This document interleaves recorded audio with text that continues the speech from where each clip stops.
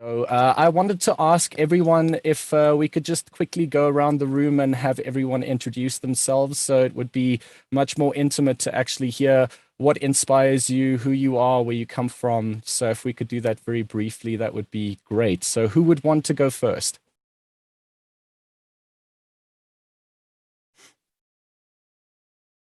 Should we start with Janice? And remember to unmute your audio, please. Hi everyone.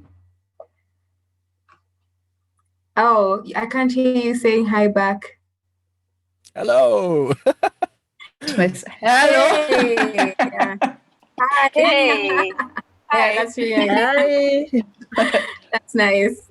Yeah, okay. I hate being the first one, but let's go. My name is Janice. I'm Janice Iche. I'm an artist. I do many things. But music has been the one thing that's been there the longest and the most, and it comes to me the most effortlessly. Like so I've been singing and writing music since I was a child. Yeah, and now I just got into production in August this year because it just felt like time, it was just time. And I wondered actually why I haven't been doing this before.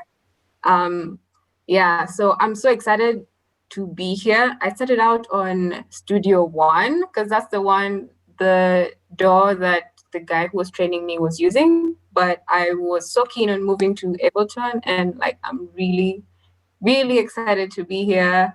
And yeah, looking forward to how this is gonna go. I'm so happy to be here with all you women. This is so dope. So yeah. Karibu. Sweet. Okay. Who is next? I hope I said everything. Yes. You can always add some more stuff as we go along. Yeah, so we can have, I think on my screen is Malkia up to my right. Hi, everyone. All right, can you just say hi as well so I can hear you? Hi. Yeah. Hi, nice to meet you all. I know Sashi from the streets, from the DJ streets. I go way back with Coco M. So I'm a DJ, wannabe producer, of course. I'm part of Santuri, connected in a way that I was part of a collective of female DJs called Femme Electronic, the first cohort.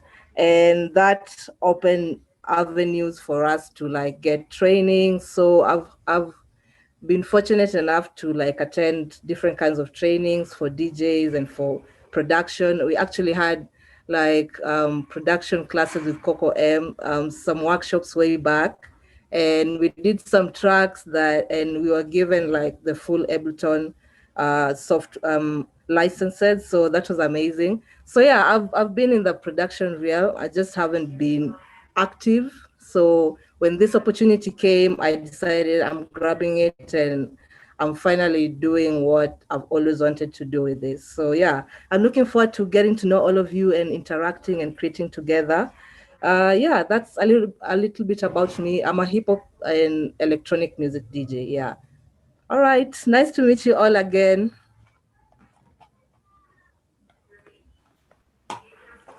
Cool. Nice to see you. Thank you. Up next, we have DJ Sashi. Hi, guys. Hello. Hey. Hello. Hi. Hey. Nice to meet you guys. I'm so glad we finally doing this. So I'm DJ Sashi, and a DJ. Yeah, let me say wanna be producer because I just started with the COVID shits, and I'm glad we are finally something like this because I had to sort of drop out kidogo from the class. Oh, kidogo is a bit. I had to drop kidogo to, you know, COVID shit and all that. But I'm glad we can do this online and we learn more. And yeah, it's good to have everybody here, you know. I started with, I only know Logic Pro. I haven't tried Ableton, so I know a bit of Logic. So I started making beats, just a few beats and all that, but I can't say I can do actually a track. Yeah. Perfect. Sweet, Karibu. Thank you for tuning in. You're in, where are you right now? Are you in Nairobi? Because I saw like No, you I'm on actually in Mombasa right now. Nice one. Okay. Mombasa. Karibu. Yeah. All right. Welcome. Cool. All right. Next, we have DJ Eve. Hi guys. Hello. Hello. Okay. Hi. Okay, I'm Eve, DJ Eve. Okay, I have been in the industry, but film video production. I've always wanted to be in the music production. So when this opportunity came, I just grabbed it. And I'm so happy, so happy to be here. I hope we learn so a lot here. Yeah. Great. Welcome. Thank you so much for coming on board. We're excited to have you. All right. Cool. All right. So seems like we might have to I think we're waiting on Fluid. She just still is setting up. But yeah, probably hand it over to Emile again, and we can start. Okay, awesome. As we Thank wait you for so people much to trickle in. to everyone introducing themselves. I think the most important thing for me, the reason why I make music is to interact with other people. I think the concept of music making, as old as it is, even with new digital music production techniques, is always asking for collaboration and always asking for interaction amongst like-minded individuals and people that might inspire them to push in different ways. And I think that this entire interaction today, I'm just truly honored to be with you guys. So thank you very much. So first of all, what we're going to do is I've pre-recorded a video clip for a little live Ableton performance that I did in Session View that I'm going to share my screen with you guys now. And then after that, we're going to get into the nitty-gritty in terms of how the basics work inside Ableton Live 10. So let me just get my video going, and I just wanted to double check that everyone can hear the audio and see the video. So I'm just going to stop my video and then just share my screen quickly.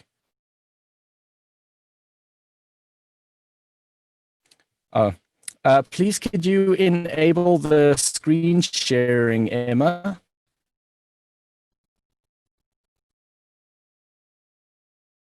It says the host has disabled the screen sharing capabilities. So we just need to get that going. Ah, there we go. Okay, excellent. Okay. So can everyone see my screen? Can I just get a thumbs up from everyone? Can you guys see my screen? Okay, so I'm just going to start this video and then we'll take it from there.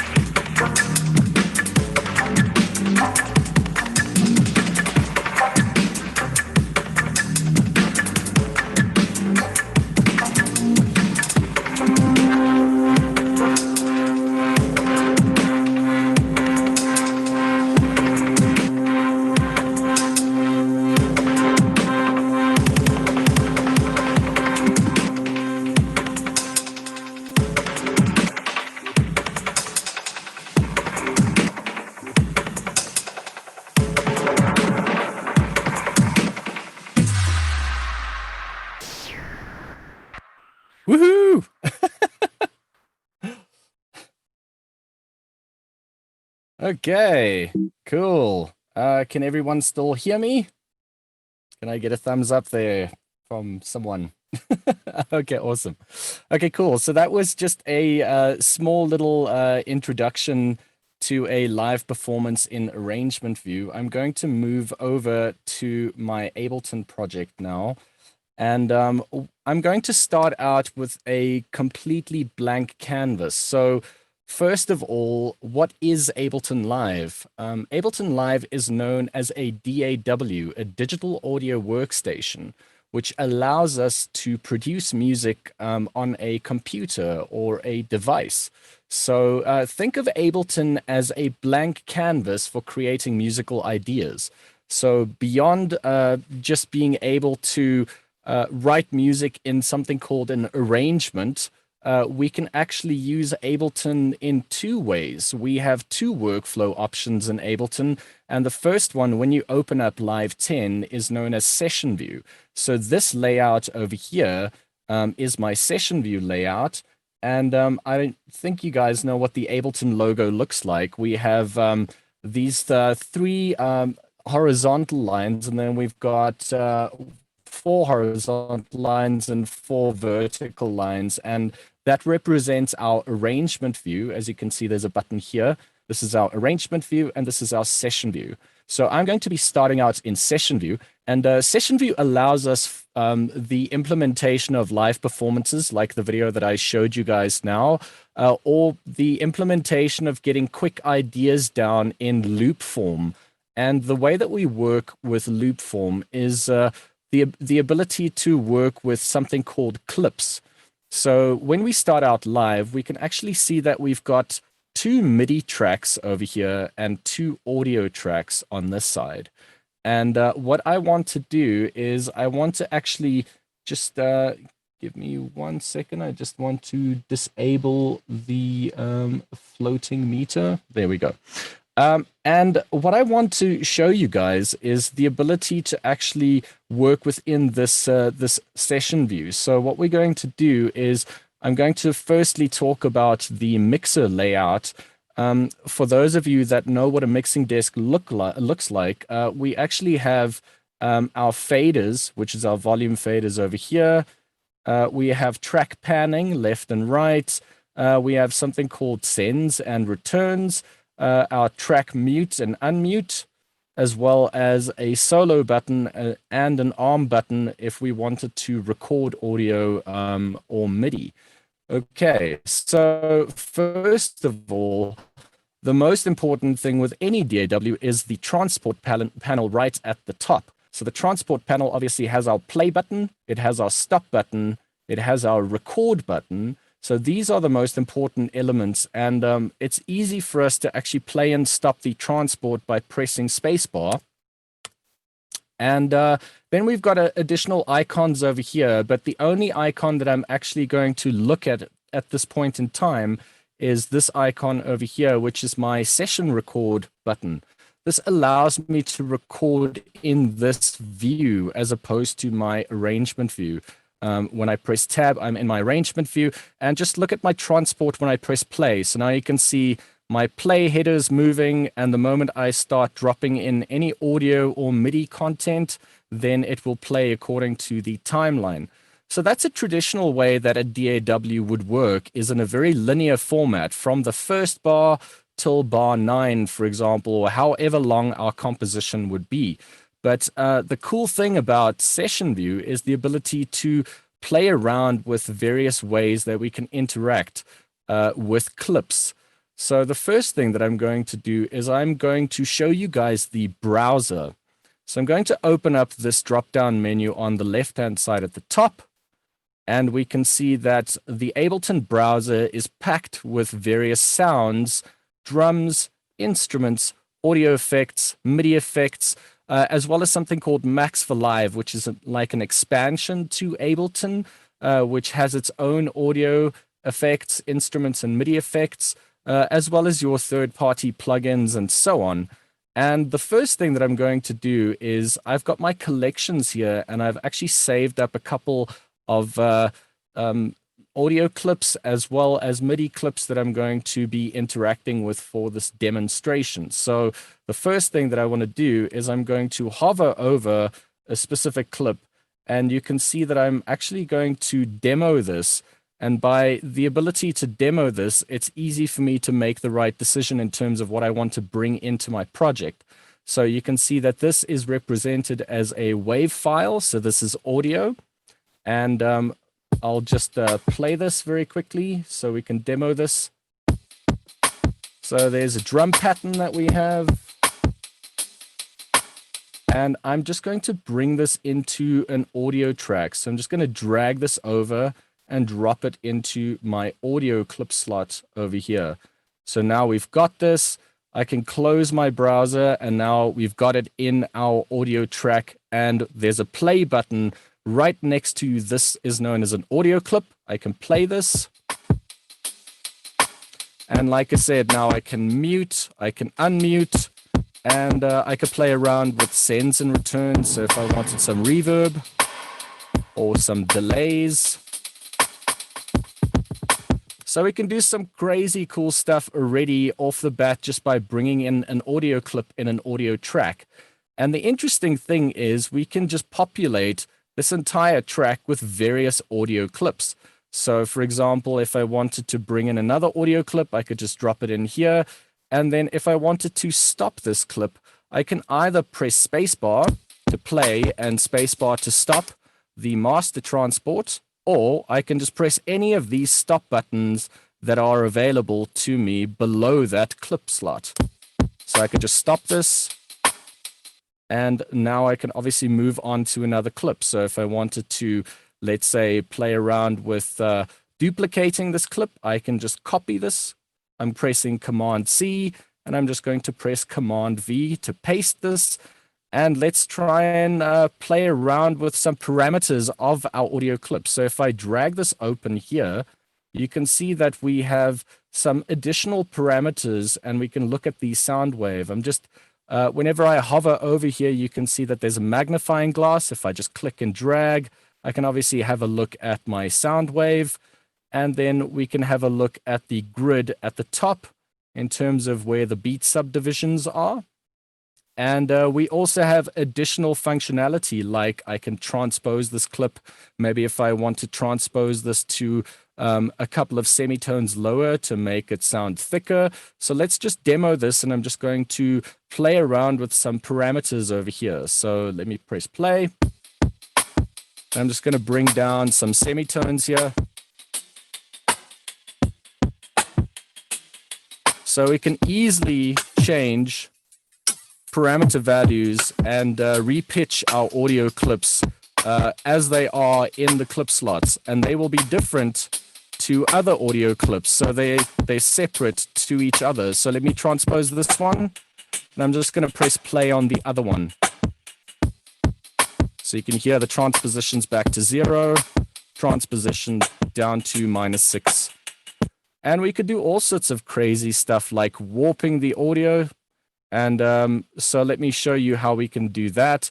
If I'm hovering over any audio clip over here, I can just simply double click to make something called a warp marker, and I can drag to play around with the timing of my clip.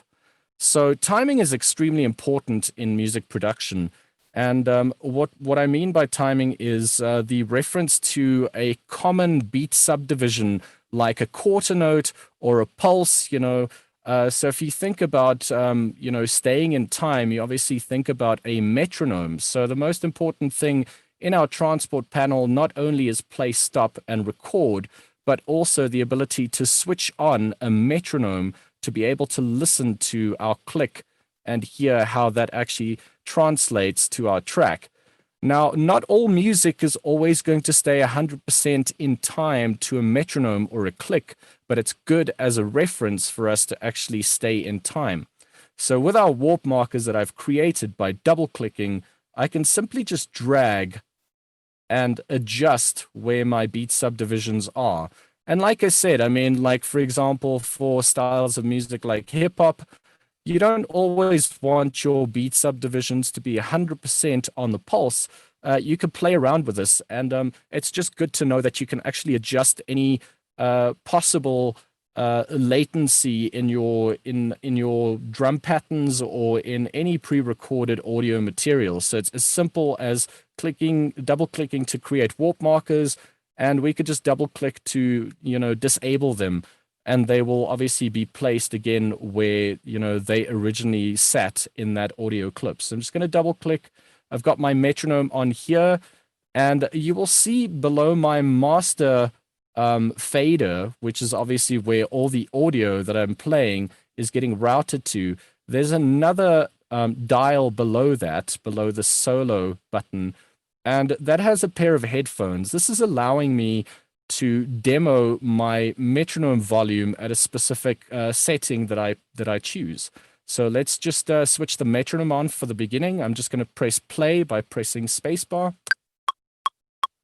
and you can hear I've got my click over here, and I've got control over that. So it's always good to have that reference. And right next to my metronome, I've got my time signature. So I'm not going to get into too much detail in terms of the time signature, but my time signature by default is 4 quarter notes worth of music in a bar. So if you think of 4 beats in a bar, when we're counting music, we can obviously count that now at 160 BPM. That's the track tempo that I have selected, and it's as simple as counting with the metronome so that we know exactly what the time signature is. So let me just do that very quickly.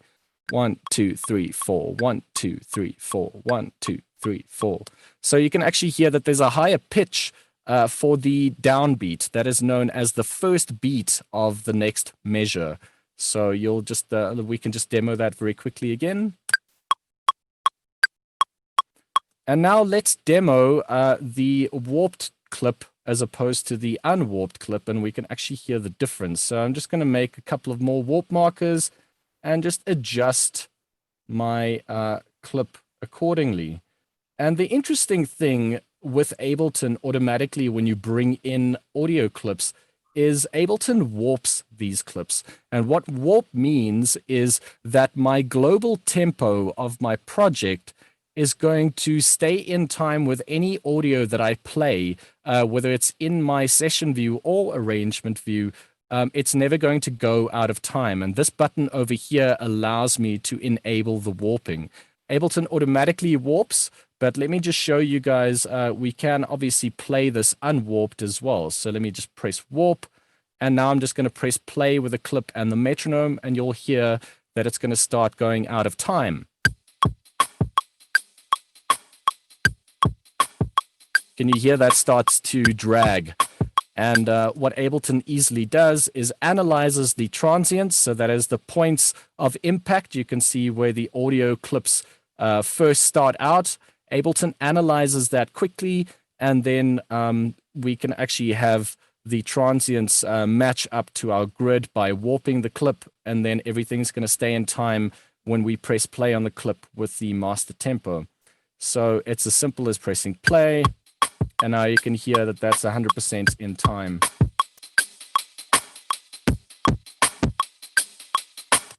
So that is obviously 100% like on the beat.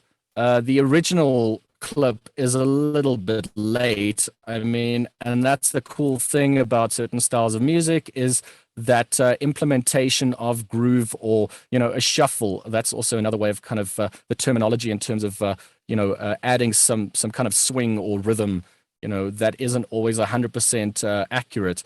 And I think with live musicians, that's the whole point, is you want to have that push and pull in terms of the rhythmical features. It's, everything that is 100% in time, especially with certain styles of music, just sound awkward. So, but it's good to actually have that reference and you can play around with it. I mean, for example, I can easily just click and drag to displace a specific beat. I could put that one back, and let's hear this. This is going to be on the and of 2 now. Check this out. So you can start like really doing some cool stuff with warping.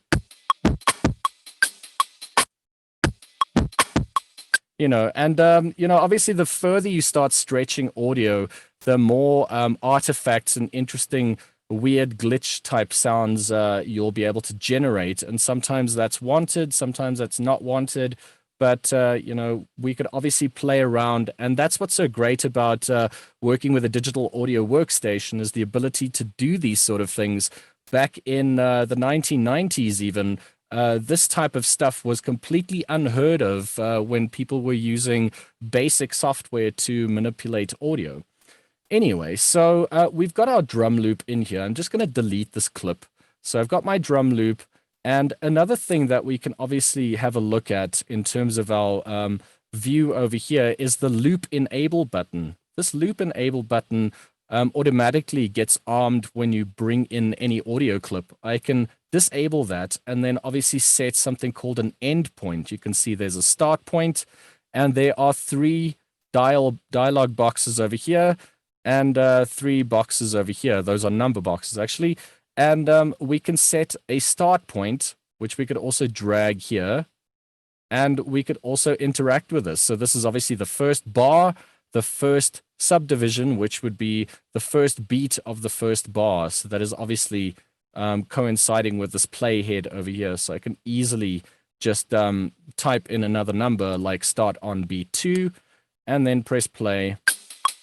And then we'll start from that point. I could also set an endpoint marker. I can just click and drag even.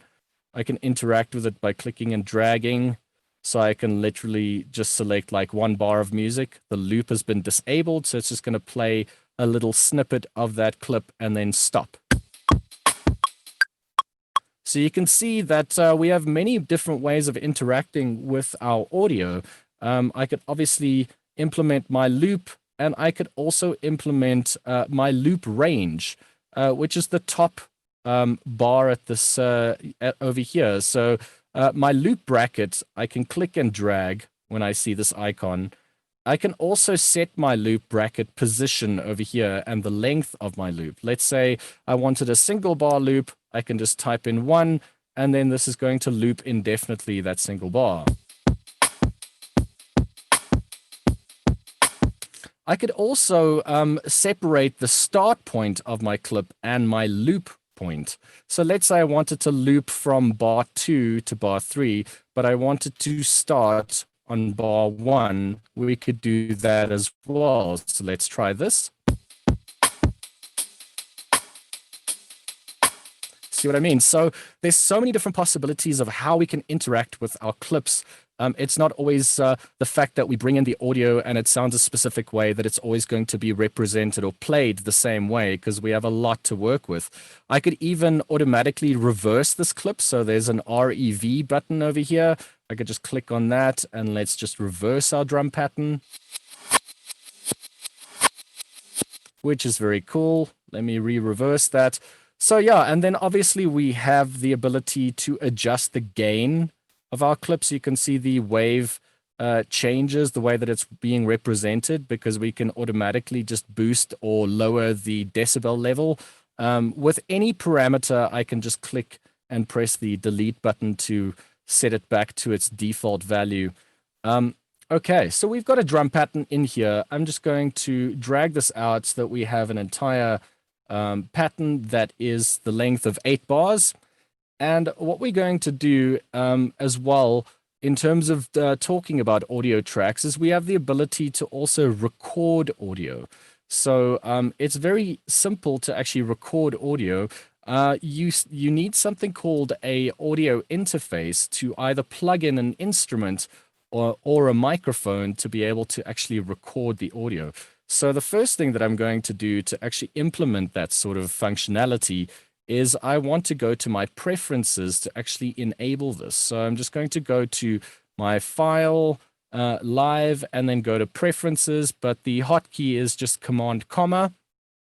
And I'm just going to go to audio, and I want to set an input device. So it's this drop down over here. I know it's very small, but I've also supplied you guys with PDF documentation in terms of how you set this up.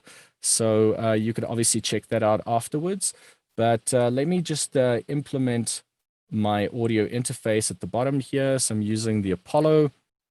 And now that this is enabled, I can look at my input configuration, And these are all the different channels that are available. With very basic audio interfaces, you probably would have like 2 channels, either monophonic or stereo channels, but I'm not going to bore you with the details. That just allows us to input some audio into the DAW directly. So what I'm going to do is I'm going to click on my I/O button, which is this button over here. And now you can see as I'm speaking, Ableton is picking up my audio. I'm not going to have this run through Ableton directly, or I could just bring the volume down. And it's as simple as arming a channel. And now you can see my audio is coming through here, obviously quite strong. And it's as simple as pressing record. So what I'm going to do is just going to press my I/O button again. And you'll see once I've armed my track, all these stop buttons turn into potential clip record buttons. So I can easily click record and then start recording something on top of that. So let's check this out. So metronome gives us an introduction, and now I am speaking and recording my audio. If I plugged in my guitar to my DAW, I can obviously record my guitar or a bass, anything that could obviously be plugged into my audio interface. So your audio interface is generally speaking 2 input types, something called TRS or TR inputs. That is like a normal cable that you see on a guitar. Or we have XLR cables, which would be like a microphone cable that we can plug into our DAW directly through an audio interface. So now we've got that recorded, and we can obviously just play around with it. I mean, I can easily select a little region and just kind of remix my voice here. Let's reverse this. And now you can see I'm going to unarm this. And I can easily just grab a little snippet of audio and start looping it with my drum pattern. And Ableton automatically warps this for us. So let's check this out.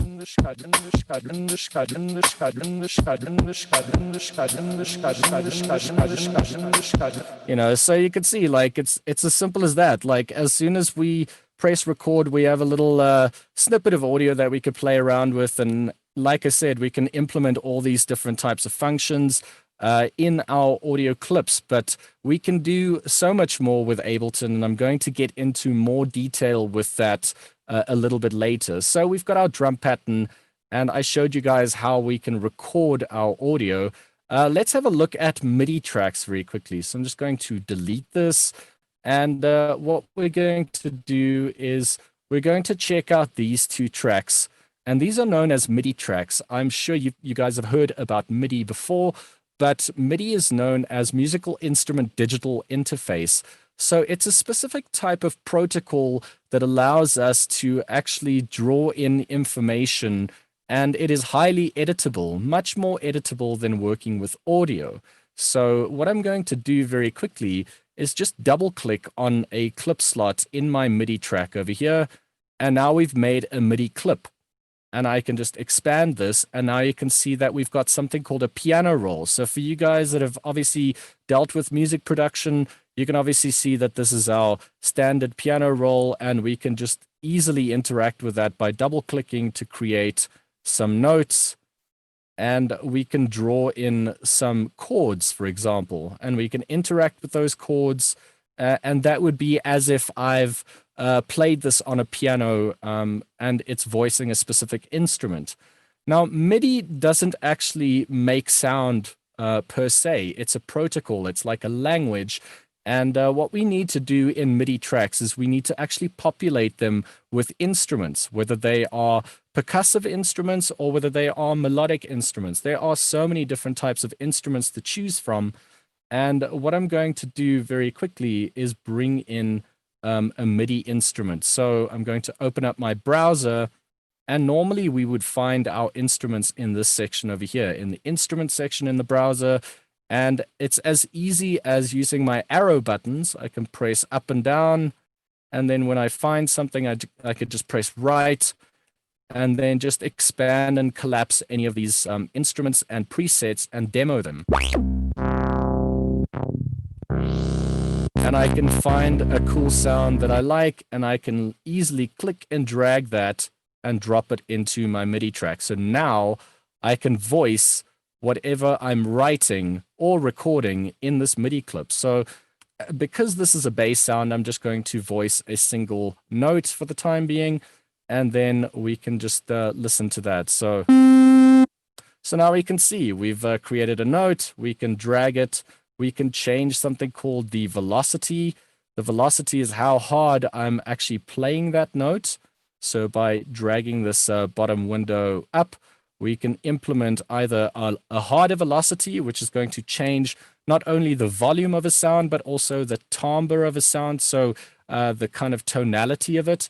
I could also bring it down, and you can see graphically Ableton represents that we're actually dragging this down and making it softer. So it's as simple as that. And we can obviously press the unfold button and draw in additional MIDI notes. We could also demo MIDI notes easily by clicking on this little button here, and that allows us to press on the MIDI piano roll and demo notes. Now, because this is a bass line, I could obviously go all the way down here, and we can draw some MIDI notes and check this out. So, and we can easily just repitch this as well. So, and it's as simple as clicking and dragging to expand MIDI notes. Once I've selected a MIDI note, I can even click the up and down arrows to repitch them. I can click the left and right arrow buttons to change the position in terms of where they fall on the grid. So it's very easy to interact with. And we can also make a selection of numerous MIDI notes. I can click and drag to select all of these notes, and I can move them around and repitch them. So also the same implementation applies for MIDI clip information, like the loop bracket. I can enable or disable the MIDI information to loop, as well as the start position. All of this information is identical to audio clips as well. Okay, cool. So I have brought in an audio clip, a MIDI clip, and now I've got another MIDI clip over here that I'm going to bring in. Let me just find my bass line. I've written in like a couple of bass lines over here that we can play around with, and I'm just going to launch this with my drum pattern over here. So let's try this.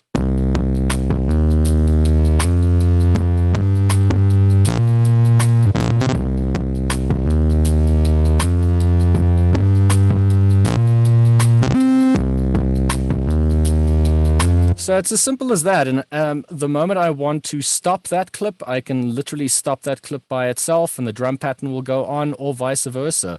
So it's as simple as just pressing play. And for those of you that might know how loopers work, or audio loopers, it's the same concept. We just have looping little clips of audio or MIDI, and they could be different lengths, and we can interact with them individually. So we can bring down the volume of the bass line and have the drums come out a bit more. I can check out my instrument information when I click on my MIDI track over here, just by double clicking. And this is known as an instrument rack. My instrument rack has something called macros, and these are parameters that I can interact with while the MIDI is playing. So like I mentioned previously, we have the ability to interact with MIDI in real time, and it's very easy for us to play around to generate a different type of sound. So for those of you that DJ, you obviously know what a cutoff filter is. So this is like a low pass filter over here. And I can interact with this macro to generate like a different type of tone. So I'm just going to bring the drums down a bit and play around with this filter cutoff.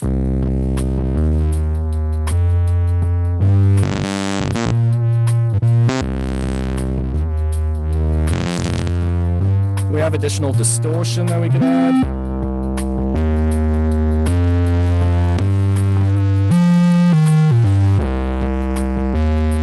So you have all these different various parameter values that we can play around with. But with instrument racks, we could actually expand them to have a look at the devices inside. This is just a representation of a couple of parameters that we can interact with. But if you wanted to actually dig a little bit deeper, we can click on these icons below to have a look at the rest of our rack. So I'm not going to get into too much detail in terms of synthesis, but this is the actual device making the sound. This is known as the analog synthesizer. It's a subtractive synthesizer, and we have various parameters that we can interact with. You can see there's my filter, and there's a little green dot around it. You can see anything that is grayed out with a little green dot around it has actually been mapped to my macro. So while I'm moving this, let me just minimize this view. So have a look at this while I turn this dial. And you can see that that is actually the device parameter that's been mapped. So just to kind of give you guys a little bit more of an idea of what's going on. But if it gets too confusing, you could just collapse this and just interact with this. Okay, so we've talked about implementing writing MIDI information. We could also record MIDI information. Like I've recorded my audio, I have the ability to record MIDI information with an external MIDI instrument, like an Ableton push controller or any MIDI keyboard that plugs in via USB to our computer. So let's do that very quickly. So as you can see, I've got my record buttons here because automatically this track has been armed, this red button over here. And now I can literally press the record button. The metronome is going to give us an introduction. And then I'm going to just press a couple of notes on my Ableton push to record it.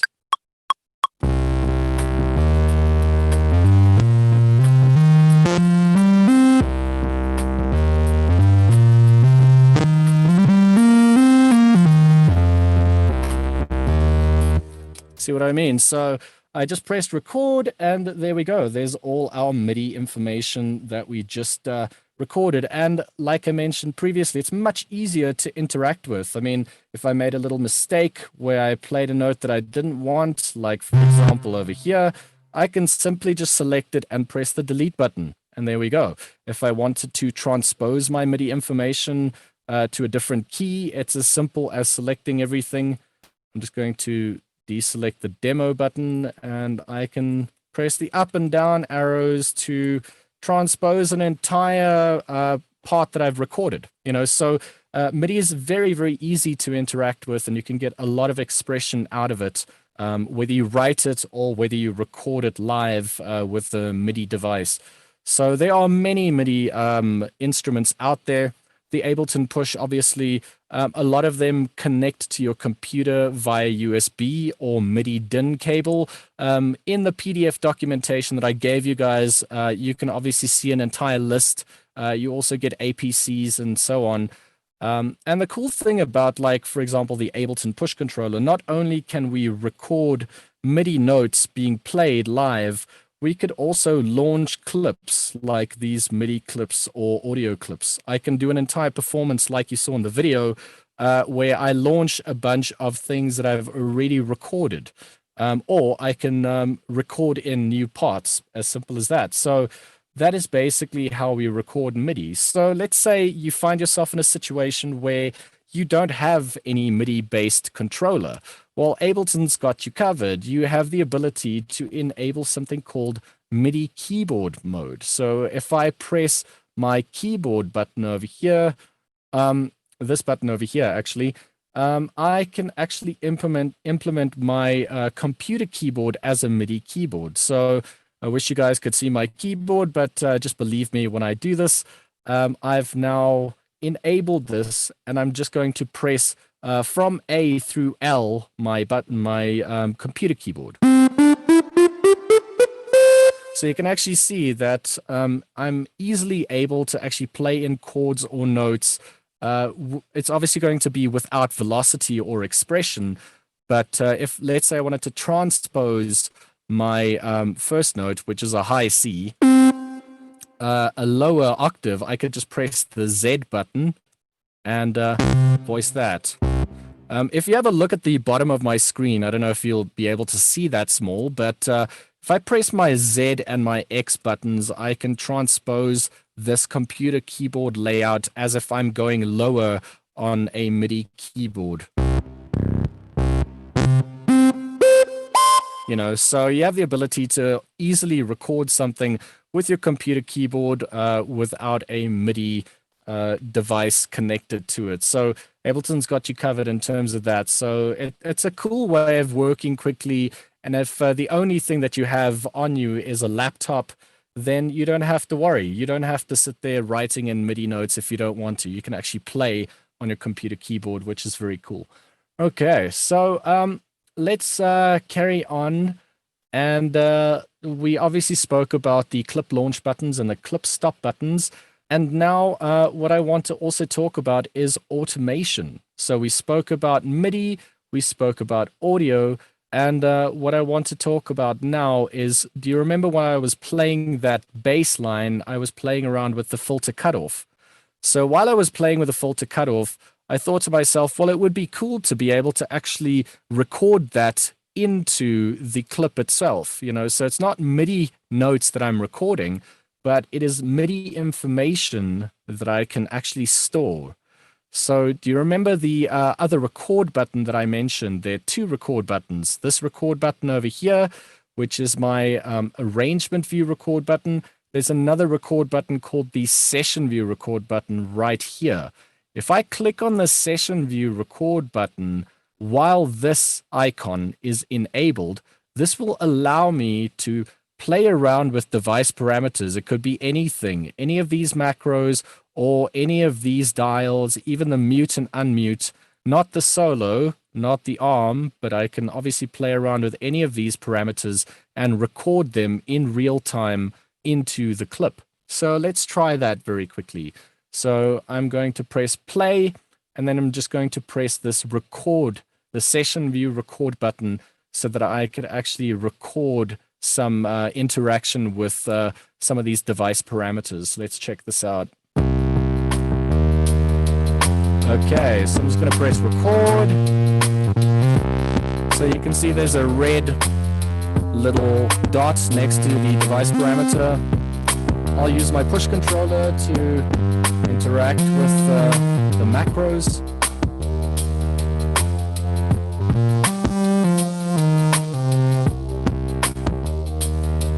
Okay, so now we've got these red dots, and the moment I actually launch the beginning of this clip, you're actually going to see all these dials move around because I've recorded something known as automation. So automation allows us to draw or record changes of any device parameters. So these are the device parameters that I was speaking about. And let's press play and we can actually check out how this changes.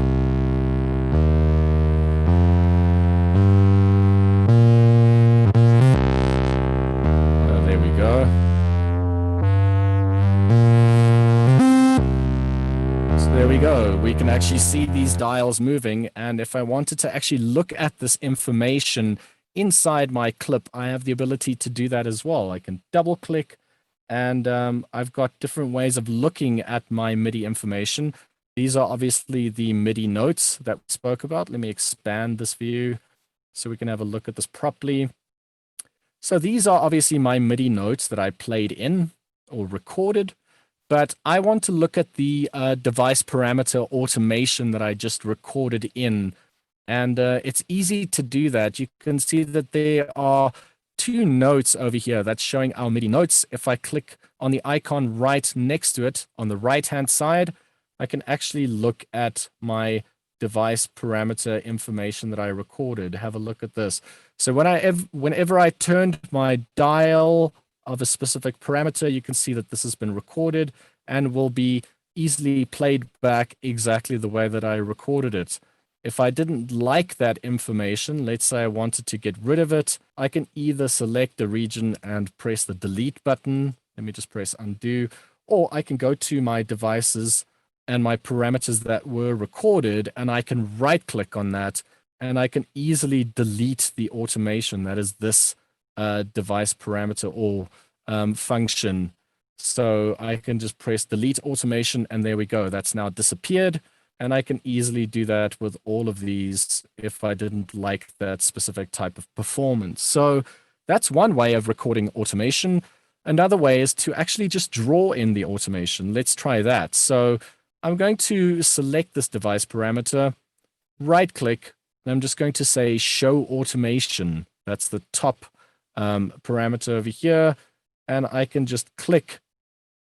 Let me just zoom out a bit, and I can just literally make breakpoints by clicking in this view and just pressing play. And let's have a look at, so you can see I actually just drew that in, and that's now being played. So it's as simple as that, whether I wanted to record it in live or whether I wanted to write in that information. That clip has now embedded automation that we could play around with. Okay, I'm not going to get into any more information in terms of automation, but just know that we can actually do that both in our session view and our arrangement view. And it's as simple as pressing the automation arm button, or like I said, right-clicking on a device parameter. It could be any device parameter, and just say show automation, and then you can draw in your information or your automation on that particular clip that has been selected. Remember, all of these clips can be individual automation information that you've written in. Just for the sake of it, let me copy this. So Command-C, Command-V, and let me get rid of this automation. So I'm just going to delete this automation. And let's say I wanted to record this automation in here. Let me press record.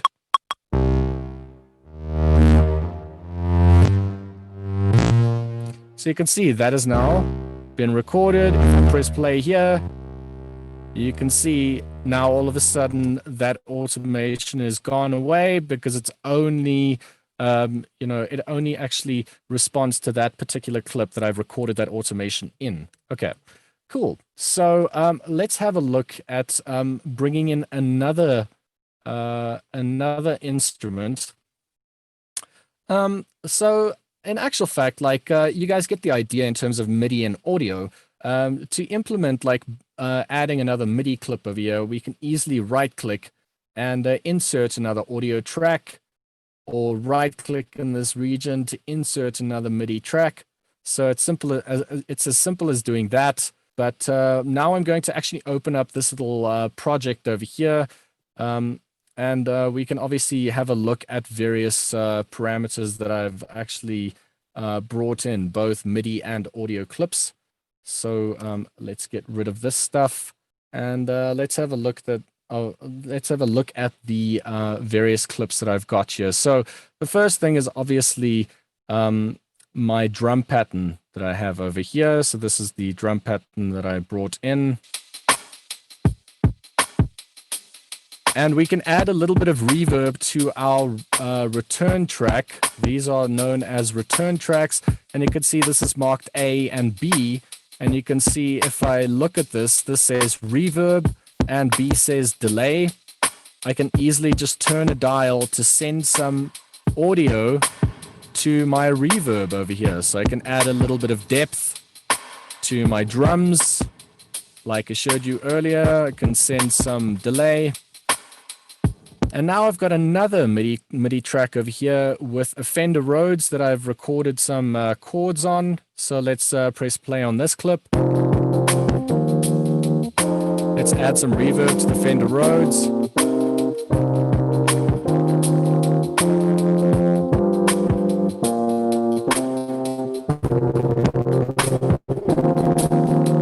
And now my bass line that I've recorded in.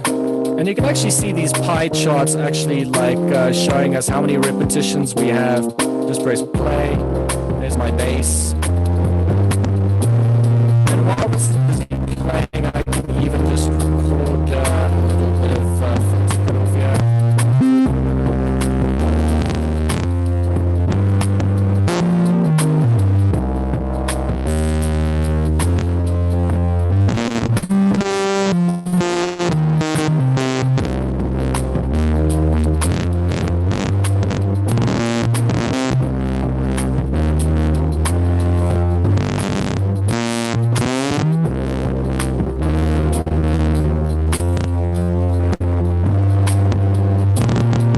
Okay, cool. And then after that, I brought in a vocal sample.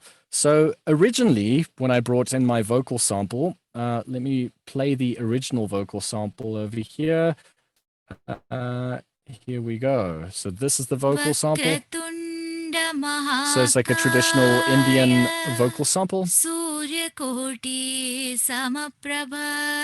And you guys could actually hear that this is in a different key. It's completely in a different key to the riff that I was jamming out. And, you know, once I brought it in, the transposition was set to 0.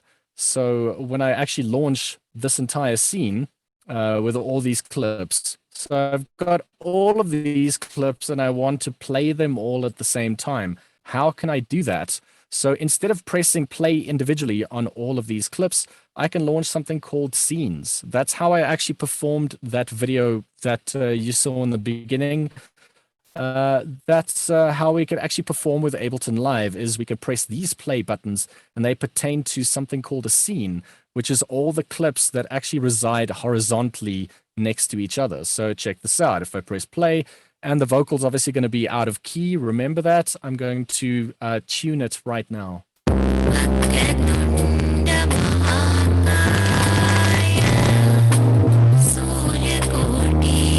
So that sounds terrible because this vocal is out of tune. And like I said, it's as simple as selecting the transpose. I'm just going to bring this down by 2 semitones. So that's 2 steps down. And then it's going to actually be in key with the track. Check this out.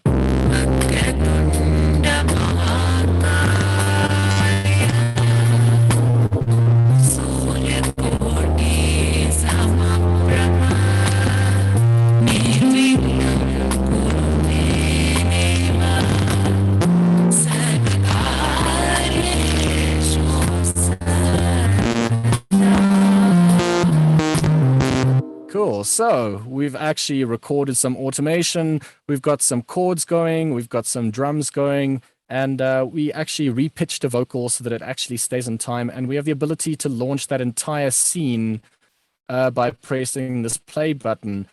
And the cool thing with Ableton as well is the ability, as you can see, we start from scene 1 all the way down to 8 scenes. But the moment we run out of any scenes, we have the ability to just insert another scene. We can see I have right click over here in this region, and I can just insert an additional scene. So you could just carry on and on and on, building more clips in certain arrangements. So the way that we would normally work in an arrangement, we actually work from left to right. Like I mentioned previously with other DAWs, when I press play,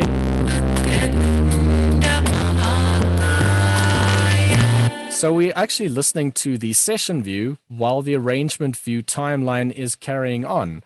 And we have the ability to interact with both at the same time. The moment I press play on my timeline and you see this icon over here, that means that my session view clips over here are exactly the same tracks as here, but they're not actually...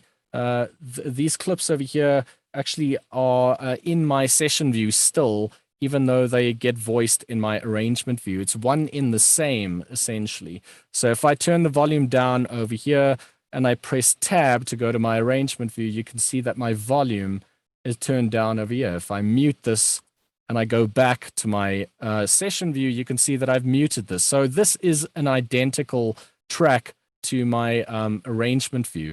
So it's as simple as either copying this, Command C, pressing Tab, and pressing Command V. And now you can see I've got an audio clip in here. The opacity of the audio clip is at a different color. It's like grayed out based on the fact that Ableton is telling us that our session view is still taking preference. So whatever information is being played in session view is not going to be represented in our arrangement view until I press this play button over here. When I press this play button, you can see that here's my audio clip of my drum pattern. I'm just going to solo this, and I can now select the region and just press spacebar to play it. And now you're going to see that it's going to end on bar 13 and the audio is actually going to stop. So drums are jamming and that stops over there based on the fact that now in my session view, this is not playing anymore because these two clips, this clip over here, let me give it a different color. Let me make that red. That is a different clip to this clip over here. Even though originally they are the same audio, in my arrangement view, I could have different types of information or clips. I can transpose this clip all the way down. And if I press tab, you can see this is a different clip to the other clip because I copied and pasted that clip.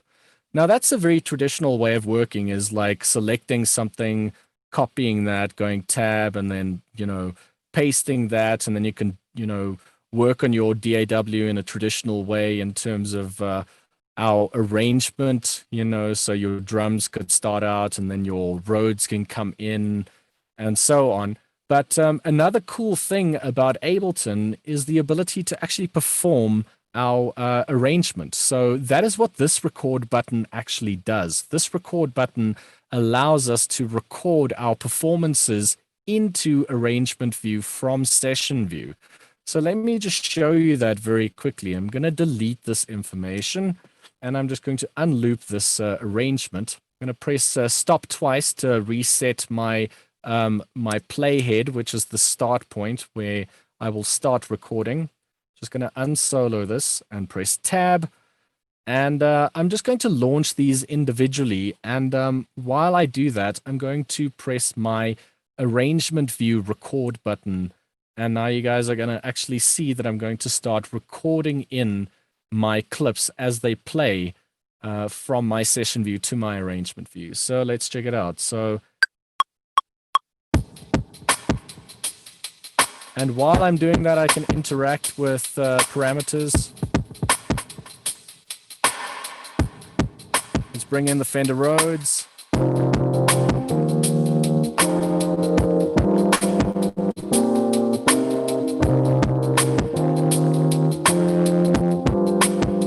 And now I'm going to bring in my bass.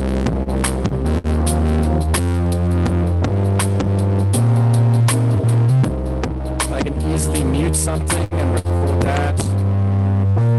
Bring it back. And when I'm ready, I'm going to bring in the vocal.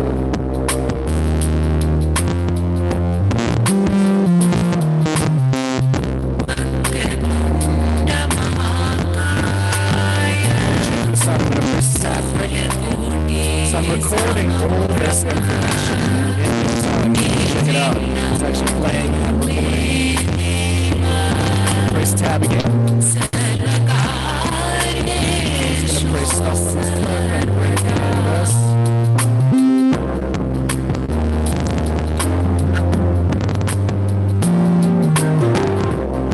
So I've got like a chora here.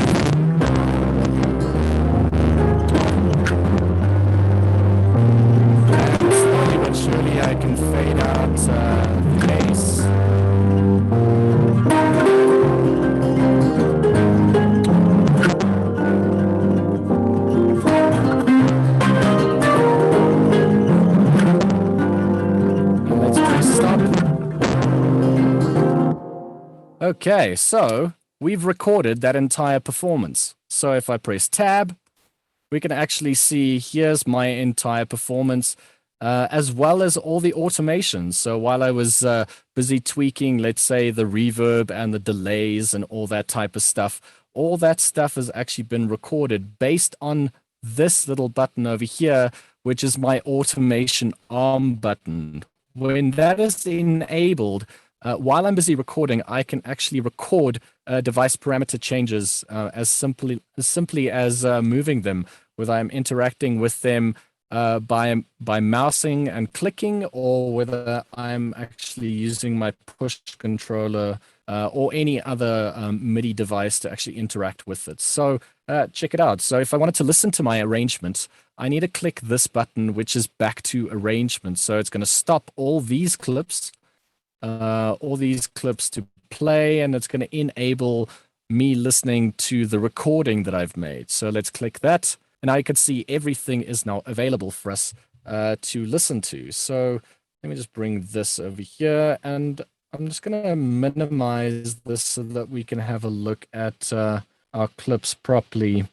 So it's as simple as clicking and dragging to change the size of our MIDI and audio clips, and I can just press spacebar to play it.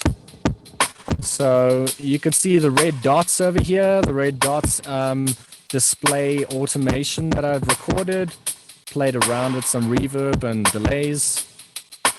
And there's my keyboard.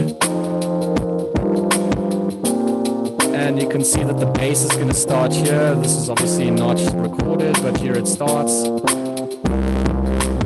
So there it is.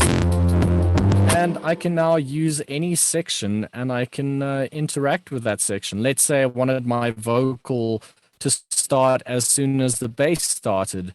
I can click and drag, and I can simply move around my arrangement that I just recorded. So think about your session view as like a sketch pad. This area over here with all clips that I can, interact with or stop or, improvise with.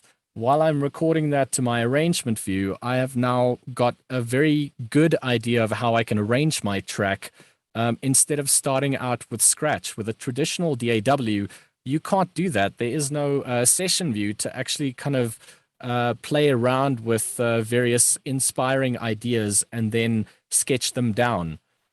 So this allows us to kind of have more of a performative approach to our arrangement as opposed to traditionally copying and pasting audio and MIDI clips, So I love that way of working because, like I mentioned previously, as an instrumentalist, it really does translate to me a lot more. Is like you've got like hands-on control. I want to play this clip. Okay, now I want to move to the bass line. Now I want to mute this. Think about DJing as well. If you're DJing with, let's say, with more than 2 turntables, you have the ability to, while it's busy playing, while you're busy mixing, you can drop the bass from one deck. You can bring in like, let's say, some delay on deck B. On deck A, you can bring in some reverb. And while that's carrying on, think about like the ability to actually record that information into an arrangement. So that's essentially what Ableton allows us to do, which is very unique. So that is actually how we work with our arrangements. I think this is a good time to ask you guys whether you have any questions. I'm very sure everyone has questions, like 100 questions in there. 1,000 questions. But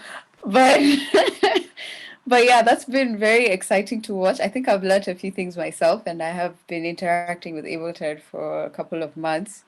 We do have a question from Janice. And she asks, are the senders and returns, are they preset? By default, your send and return tracks, if I just press tab quickly here, your reverb and your delay is standard when you launch Ableton by default. And to actually have a look at your device, your audio effects inside these particular return tracks is just by double clicking. And you can see by default, here's my reverb. And I have the ability to interact with my reverb over here, all these device parameters. But if I didn't want my reverb in there and I wanted to populate this with another audio effect, it's as simple as selecting this and pressing delete, and then opening up my browser, and then going to my audio effects page over here in my browser. Going to my audio effects browser over here, and then bringing in my, let's say, auto filter. So got my auto filter over here, and now I've got a different device on my return track. So the way that return tracks also work is like you see, whenever I have a new audio or MIDI track that is populated with an instrument, we have an A and a B send. So as we have a volume dial or a dial to either bring up a decibel level or lower the decibel level of a specific track, like a mixer, we also have sends, which allow us to send some of that audio to these effects, these return tracks. In the notes that I gave you guys, there's an entire description of what send and return tracks are. And if you kind of dig into that PDF a little bit, you'll definitely be able to find a lot more information on that. Cool.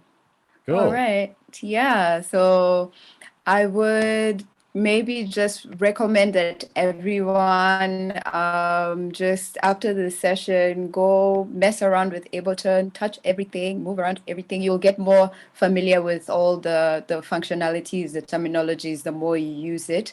And for those who are just joining us, I want to welcome Fluid. Hi, Fluid. I see you there to the class. And just want to ensure that everyone is on the same page. If you guys have any questions, you are welcome to ask them right now. Of course. Drink some water. Yes. Because we're gonna still have like a bit more time, I think. Yeah, but I guess because this is like the first interaction for most people with the software, they might want to like, digest everything that you've presented, and this will be available to watch later on. So guys, don't be afraid. Yes. I also wanted to mention the performance that I recorded for you guys that I demonstrated in the beginning. That project of the live performance is actually also available on the drive that you guys can download directly and play around with as well. So there are clips on there. You can just press play on the scenes because that's kind of how I set it up. And you guys could obviously make music with that. I could also easily just wrap this project up with a couple of these clips that you guys could kind of play around with. But as long as we're kind of on the same page in terms of how Session View really changes people's workflows, and that's what sets Ableton apart from other DAWs. Because like I mentioned previously, other DAWs obviously have one view, and that is working in an arrangement. When you press play, you see the playhead moving, and then you just populate either your audio or MIDI information on there. But with Ableton, it's as if we have an entire scratch board of various clips that we could just launch individually when we see fit, or stop them, or so it's like an advanced sampler. That's like kind of a good analogy. It's like a sampler that loops various parts. Have you guys got any other questions?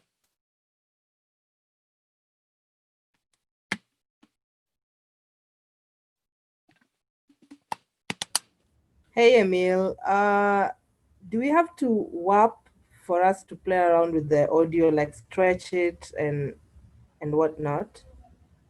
So the warping actually allows us to keep the audio playing in time to our track. You'll also see, can you guys still see my screen, by the way? Okay. So it allows us to actually keep our audio in time, but also implement looping. If my warp has been disabled, then I can't loop my audio. So warping obviously only pertains to audio clips, but if I wanted to, you mentioned scratching. If I wanted to interact with audio in that kind of manner where I wanted to scratch a specific clip or something like that, there are other devices that allows us to actually bring that in. So that's actually what I wanted to do with this Cora loop previously. So this Cora loop is also an audio clip, but let's say I wanted to kind of play around with starting my audio in different places. And it's a very easy way to work with audio clips. But let's say we wanted to do more advanced tweaking of our audio, and we can implement MIDI, like MIDI triggering, to control audio via a simpler or a sampler device. So what I'm going to do just for this demonstration is I'm going to right click to insert a MIDI track. Now you would think that why do you want to put audio in a MIDI track? MIDI tracks are only for MIDI instruments. So a simpler or a sampler instrument in my library allows me to bring in audio into the instrument itself. So if I expand my browser and I go down to my instruments, and I want to just collapse this, these are all the instruments that I can pick from. And what I'm interested in working with is bringing in audio. So I'm either going to use a sampler device or a simpler device. So in this MIDI clip over here, or this MIDI track, let me bring in a simpler first. So let me just drag in my simpler device. And now I've got my simpler device, and you can see that there's a window here. This window allows me to drag and drop audio samples to interact with them in a different way, a much more complex way. Here's my clip that I wanted to work with. I'm just going to solo that.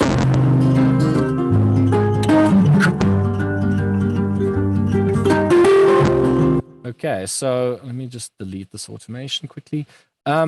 So now I've got my simpler, and I'm just going to drag and drop this clip. And you can see that there's a little plus icon. Drag it in, and there we go. Here is my clip. So now I'm going to press stop so that this audio clip is not going to play, because this audio now exists in this instrument, in this MIDI track. So let me solo that.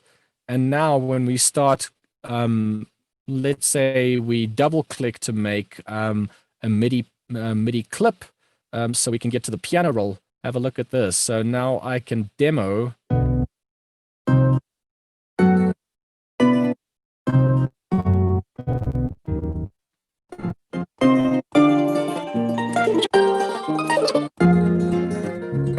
So I can repitch this audio easily. And I could just drag in MIDI notes and have them play in different keys. So the simpler device works in various ways, but to kind of keep it very simplistic, the first mode is repitch mode. So the moment I press play on a lower note on my MIDI keyboard, or write in a lower note on my MIDI keyboard, it's going to play at a lower pitch. So it's gonna, let's try this. I'm going to draw in this MIDI note, and I'm just going to try another MIDI note over here, and let's try one more over there. And I'm just going to press play. You can see, and if I press play here, it's obviously just playing the first part of the clip in different pitches. So that's a cool way of working, but there are different ways that we can work with the simpler device. And the one way that I would definitely recommend you guys check out is the slice mode. So we've got classic, one shot, and the slice mode. And that slices up in real time. It completely slices up our audio. And now, according to our piano roll, we're not going to be playing the beginning part when we play different pitches on our piano roll. It's going to launch different slots of the clip. Let me expand this, and I'm going to press play. I'm going to just press a couple of MIDI notes in different pitches. Check this out.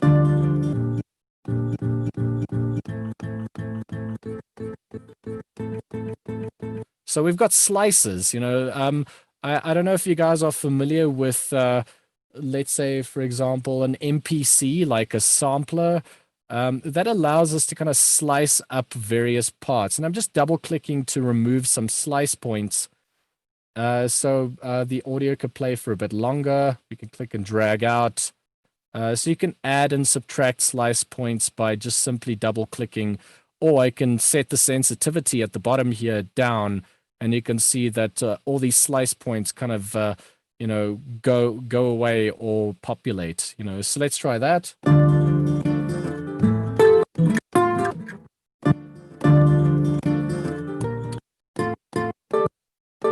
You know, so it's as simple as that. Or you can slice via beat subdivision. Let's try that. Let's try half notes. Let's try this. Actually, I think 1 bar should be better. Check this out.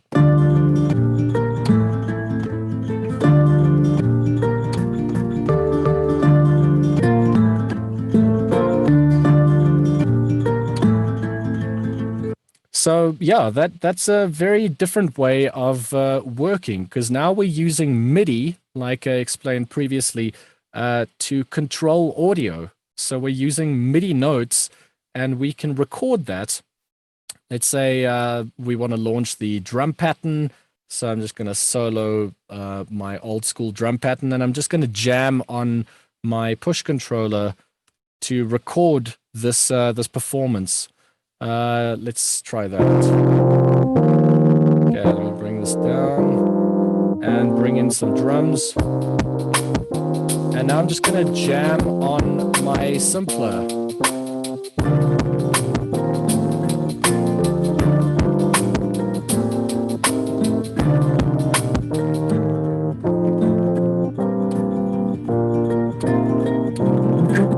Okay, so I recorded all these MIDI notes. You can see there they are.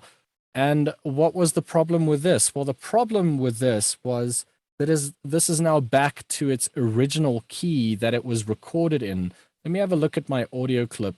So my audio clip, I've detuned by 2 semitones. So we can obviously just do that again. I can just go to my controls, and I want to just repitch. This is my transpose over here, so 2 semitones, and now it's going to stay in key.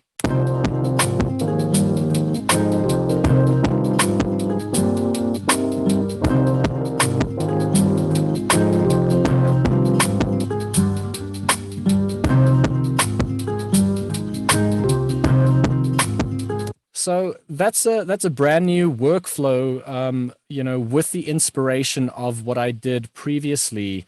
By just bringing in that loop, but now I'm reimagining where the audio, the kind of playback in terms of the start points and the repitching, you know, as slice points. So that's a completely different workflow, and it's really inspirational working this way. You could do this with drum patterns as well. Drop in a drum loop, and then you can kind of play around with the simpler device. It's extremely powerful to interact with. I hope that kind of answers your question. How does that make sense? Yes, it does, Emile. Thank you. Okay, awesome. Cool. Any other questions?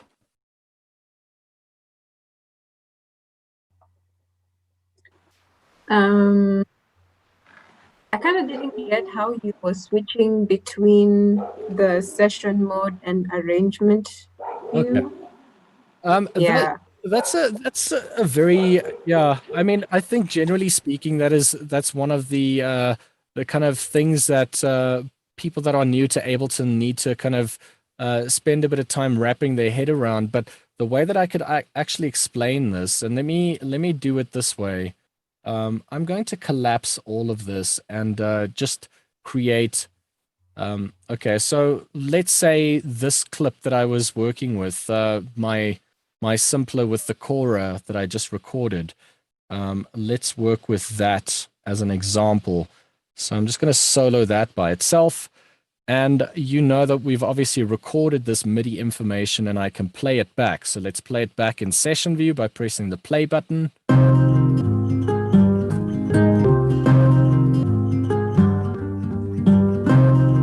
Okay, so that exists purely in my session view at this point in time. And I'm just going to rename this. I'm going to press Command R and rename the top of my track to test. And now we can see if I press the tab button or I press on these 2 icons on the top right-hand side, you can see it's part of the Ableton logo. And that's obviously what makes Ableton so unique, is these 2 views. I can click on there and there's my arrangement view. I can click on here and there's my session view. For the time being, you can see there's my test track I'm going to expand this. And let's just get rid of this arrangement that I've recorded. So there's my test track. That's all I'm interested in. Forget about the group. This is the track that we're talking about.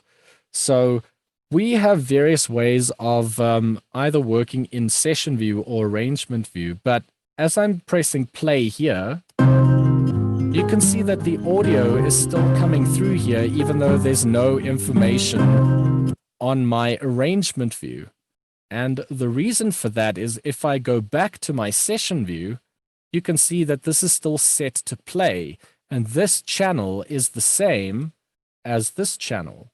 Like I said previously, if you turn the gain down in this channel, then the gain is going to be turned down on this channel over here. It's the same. These are represented as the same. So the way that Ableton obviously works in terms of these being the same tracks is only one of these views can be implemented at a time. Either your arrangement view for a specific track will be the preferred source that you're listening to, or your session view. So let's try this as a test. I've got this clip over here. I'm going to press Command C to copy it because I've selected this clip.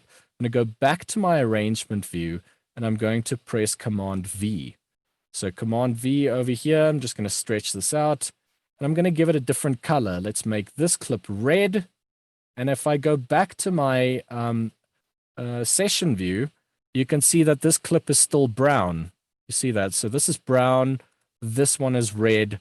And they could be different types of information. I mean, I could completely change the MIDI notes in this clip over here, and that's going to be separate to the clip inside my session view. So this is still the original clip that I copied and pasted. If I press Tab, this is now a new clip that I've pasted and made changes to. You can see once I stretch MIDI in here, this is different to the MIDI in this clip over here. So if I press play here, this is taking preference, and this is obviously playing in the timeline. So I'm not actually listening to what's happening in my arrangement view. And the way that we can actually tell whether something is taking preference in session view or arrangement view is this icon over here. This icon is my back to arrangement view icon.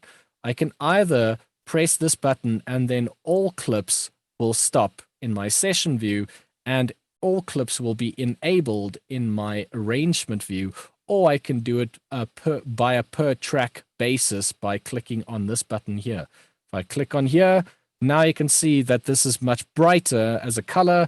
If I go to tab, you can see that this has stopped playing because now I've told Ableton I want to prefer listening to my arrangement view. So this icon always tells us enable all of my arrangement, or press next to my tracks over here, press those little play buttons to enable the arrangement view. So now you can see this is now obviously a different type of MIDI clip. And I can now obviously go back and press tab, and I can press play here and look at what happens. So now it's going back to the original clip in my session view, and look at what's going on with my arrangement view. Now my arrangement view has been disabled again. I can easily just press play this time here, and now it's pressing play on my arrangement view clip and enabling my arrangement view clip. I can go back here and you can see that Ableton has disabled my session view clip. So they share the same track, but they are different clips that reside in the same track. So that's essentially the workflow. You could either implement the arrangement view or the session view. But remember, that is just by a per track basis, which means, let's say, some of my arrangement view clips can play, while some of my session view clips can play on other tracks. They can interact with each other, but on the same track, only one clip can play at a time, either in arrangement view or session view. Okay, I hope that makes sense. It obviously takes a little bit of getting used to in terms of the workflow, but the moment you start, exploring with Ableton a bit more, you'll discover the workflow a lot more. But just remember the enable or the back to arrangement button. Does that make a little bit more sense? Yeah, it does. I'm finding it really interesting, actually, and it's quite exciting, this session view and arrangement view, because working with the other doors, it doesn't have this. Yeah, so this is really interesting. Exactly. I mean, for me personally, like I mentioned earlier, I started as a live musician mainly. I only got into music production a little bit later, and I was always working with like guitar pedals to loop my ideas. I would sit with my guitar or my bass, even with my electronic drums, and hook them up to a looper, and I would like play a drum pattern and then press loop, and then it starts looping. And then I would move to my guitar, and then I would, record a guitar part over that, and that would start looping with it. Now I've got this DAW that is that inside the software. I can literally do that so easily. I can start out, and that's what I do with a lot of my Ableton user groups, is we just get together and we jam in real time. We make music in real time by using Ableton as an instrument, as opposed to just producing music and playing music. You can have your instruments that you play, and you can easily loop them in the session view. They play back. You move to other instruments and you bring them in. So it's a great platform for interaction with musicians and live looping, which is like what I love. It's really amazing. It's unique, Yeah, I agree. Cool. Any other questions that you guys might have?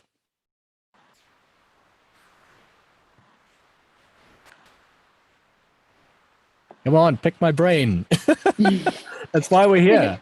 So if you guys, please don't be scared to ask anything. If I was too quick in terms of explaining certain concepts, or if there's something that you want me to, go over again, then by all means.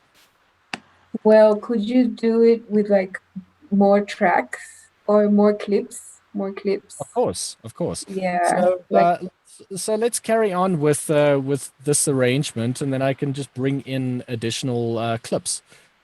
So we've already used this Cora track over here to kind of flesh out the this Cora riff, and we have the ability now, obviously, to jam it out as an instrument as opposed to just the clip playing back in the same way.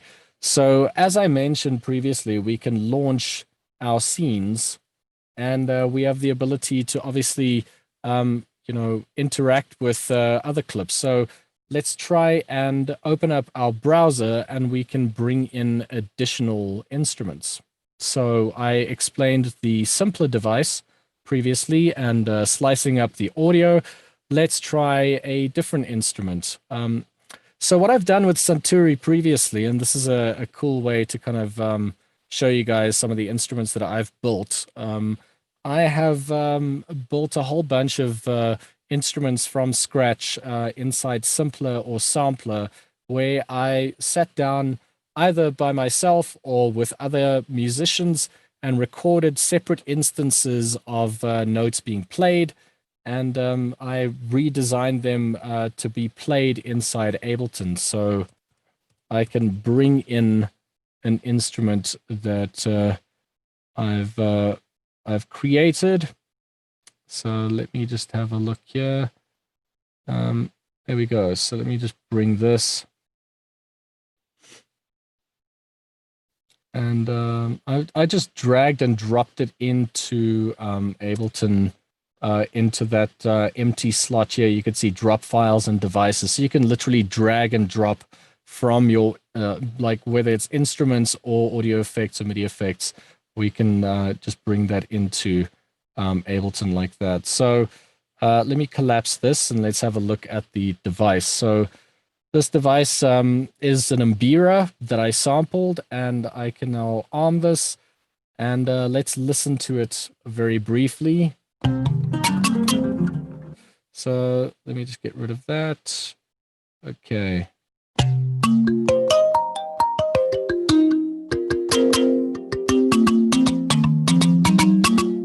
You know, and you can actually hear that there's quite a lot of expression in terms of how it responds.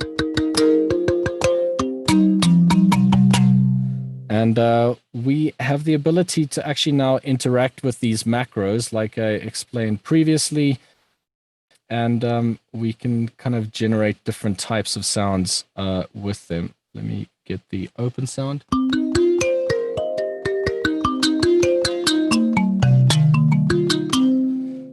So let's play our riff, and then we can obviously just jam over that. Let's try this. So I'm going to just launch the scene.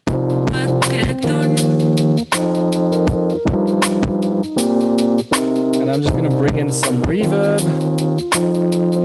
And when I'm ready,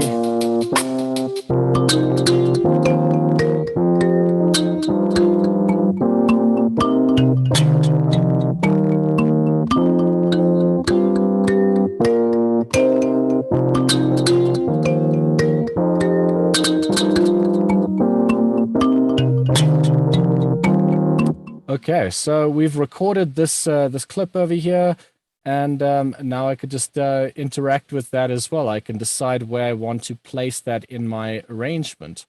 So like I mentioned previously, we have the ability to repitch this. If I wanted to repitch it, we could also listen to the expression of particular MIDI notes. So for example, I can click on this demo button over here, and I can click on my my note velocity, which is at the bottom. And I could change the texture. You can actually hear that these are different audio samples that I've recorded. So from playing really soft to very loud. And you can hear that the mbira actually responds differently to the different notes, because these are various samples of the same notes. And yeah, so when I'm ready, I can just play this in a particular area. So another thing that I can mention about MIDI is quantizing. So I played this in real time, and maybe my timing is slightly off. If we have a look at the grid, you can see that this note here is either a little bit too late if I wanted to play it over there, or maybe a little bit too early if I wanted to play it over here. So quantization sometimes works very well, sometimes it doesn't. But what I mean by quantizing is we can snap these notes to a grid. Let me just do that again. So I can click and drag to snap it to a specific grid. But if I wanted to do all of that in real time, I can select all of these notes, Command A to select all of these notes. And I can literally quantize these. So I can go to my options. Let me go to edit and quantize. So the hotkey for quantizing is Command U or Shift Command U to select specific quantizing settings. But look at what happens when I press this quantize function. My MIDI notes actually shifted according to the specific quantize value. Let's go to the quantizing settings quickly. And you can see my quantizing settings could be to a specific note value. Let's say I wanted them to be eighth notes, and the amount, so the start point, and the amount 100%. So if I now implement this, look at how these shift. Check this out. So now I've placed all these notes exactly on the grid that I wanted.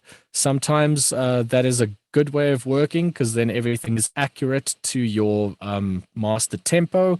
Sometimes that's not what you're looking for if you're playing something live and you want it to come across as a live type of sound. So let's check this out.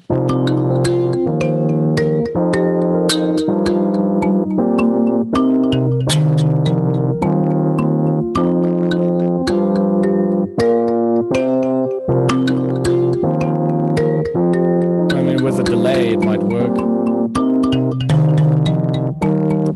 Okay, Okay, so I mean that could be another additional part that that we interact with, and while that's busy playing, we can add additional audio effects. That's another thing that I wanted to just quickly mention. You can populate any track, whether it's a MIDI track or an audio track, with additional audio effects. I can expand this view and I can go to my audio effects, and this entire library over here allows me a whole bunch of various audio effects to choose from. So let's try something interesting. Let's go for the echo. That's a new device in Live 10. So this is emulating like a tape echo that you get, like those old school tape echo delays that you can implement, and you have your two channels, your left and your right channels. I can unlink them or link them. Let's listen to what that sounds like by itself. A dry wet. It's got built-in reverb.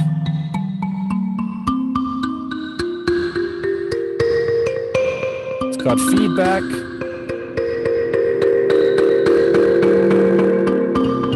You can also unlink these channels.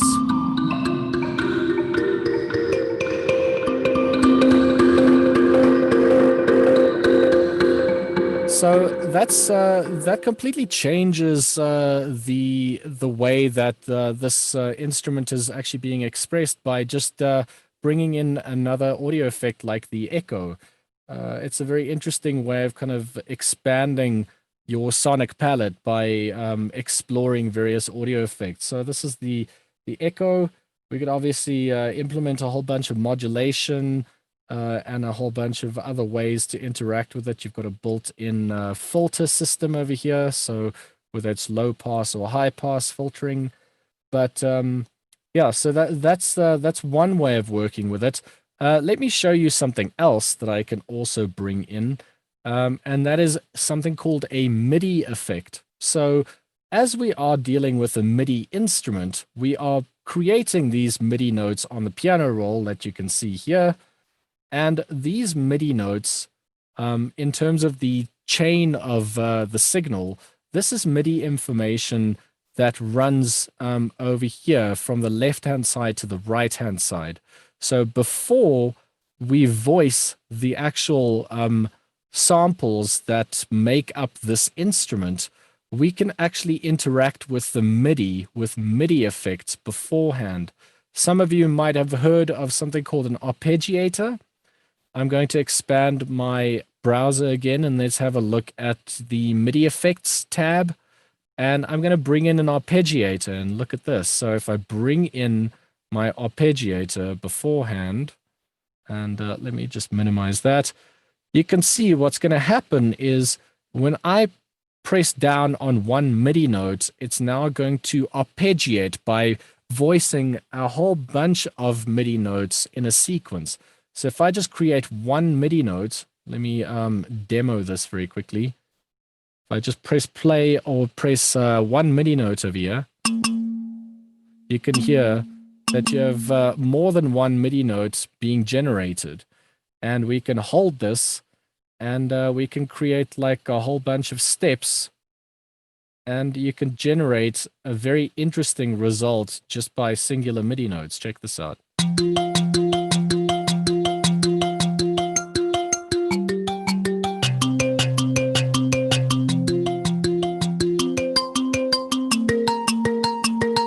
So that's a very interesting way of interacting with your MIDI information. So we still have singular notes, but now when those notes get voiced, they go into the arpeggiator, which is a MIDI effect, and that can actually spit out different MIDI notes afterwards. It kind of takes the MIDI notes and then sprays them around according to a selected set of MIDI parameter settings, what the note value is. If I wanted this to be a faster note value, I can do 16th notes.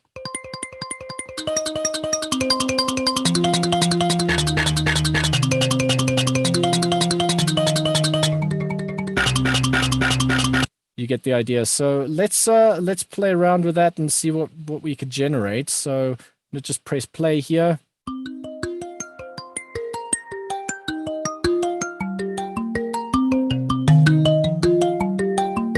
And now I could turn my echo back on.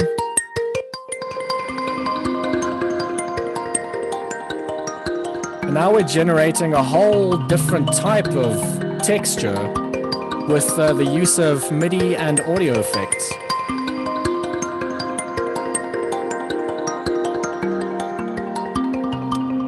Okay, so let's try that in our track. And we can obviously use a different note value as well. If it's too busy, then we can obviously bring this down, let's say, to quarter notes. Let's try that. And let's jam it out with the rest of the track here.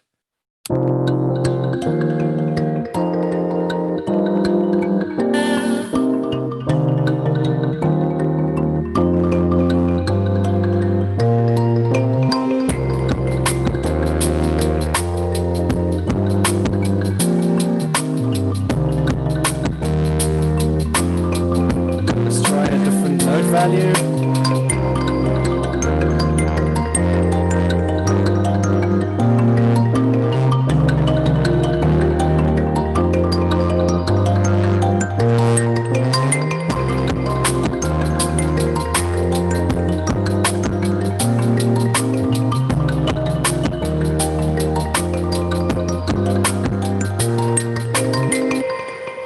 Okay, so that's a completely different idea. And, like you see, all the device parameters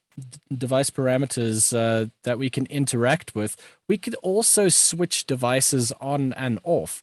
So the moment I want just the behr to voice without the arpeggiator, I can simply switch the device off or on, and we can also write this in as automation information. So for example, I can duplicate this track, and that's one hotkey that's really, really useful. There's another PDF that I will upload later with all the Ableton hotkeys. Another thing as a side note, for those of you that have never worked with Ableton before, I would definitely recommend opening up the bottom left-hand corner. So there's a little triangle in the bottom left-hand corner that I can click on, and this is my info view. So whenever I hover over any device parameter or anything that is inside Live, there's going to be an explanation on the bottom left-hand side of what that is and how it works. So you can see, for example, here is my device activator button. So it's like a power button to switch on devices or switch them off. So for example, what I was mentioning is the hotkey command D to make a duplicate. So let's say the first clip, I don't want the arpeggiator to be active. And then when I launch the second clip, I want the arpeggiator to be active. I don't have to interact with the button itself. I could draw in that automation. So for example, let's right click on this and I can say show automation. And the device activator is already selected because I right-clicked on the device activator button itself. I can click and drag to switch it off, and I can click on here to switch it on this clip. So let's have a look here. So here we go. So the device is off, and when I launch the next clip, it's going to switch on. Check this out.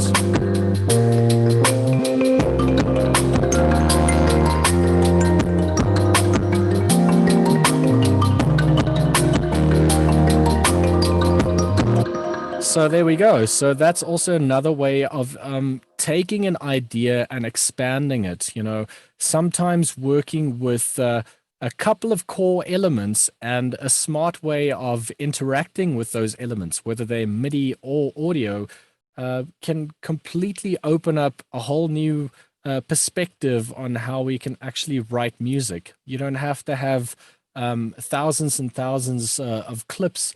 You can actually just use device effects, but it's all in your personalized workflow. Some people like to work with more effects than others. it really is about exploring. And the great thing about a digital audio workstation is you can take any audio and just make it what you want. You know, you could completely redesign the way that it sounds, which is extremely powerful. Let's open up our browser again and let's have a look at some other additional effects.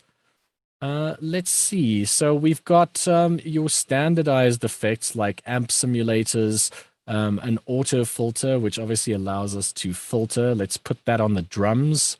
Let's drag in an auto filter on the drum track. Let's solo this. So, and let's play it.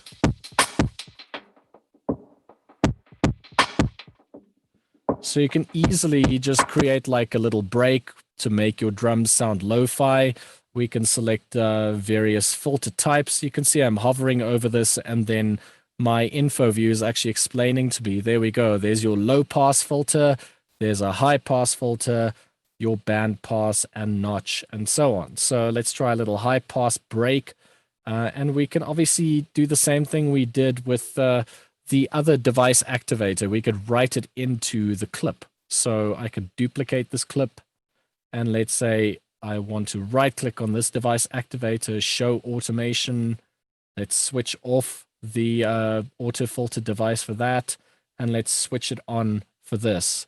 Okay, so let's test this out. So it's going to be a little breakdown that we can just implement in our track. So let's check it out. So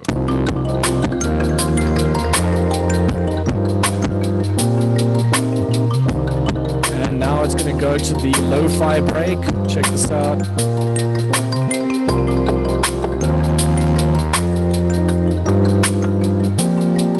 And then we can bring back the full bass, you know, or you can even, you know, write this in on your master track as well. You know, you can do an entire breakdown of where the bass actually comes out. I can take this auto filter, for example. I've created a group track that all these tracks actually live in, and I can just bring this in here, and I can easily just switch that auto filter on and off while it's playing.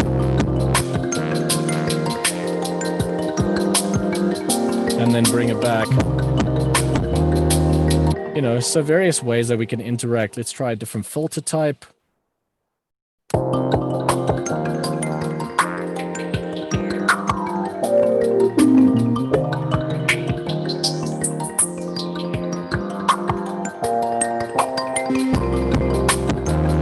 You know, so we can look at filters in terms of creating special effects. We could also, you know, we could also look at filters to kind of alleviate specific frequencies from our mix. You know, so let's say there's too much low end or not enough high end or whatever. You can obviously implement filtering in that way as well. Let's have a look at some other effects. Your auto pan obviously pans from left to right. So that'll sound great on this Fender Rhodes. Let's solo that. And I'm just going to bring in the auto pan after that. Just click and drag and bring it in. Bring some space in here. And check out the stereo imaging if I bring this up.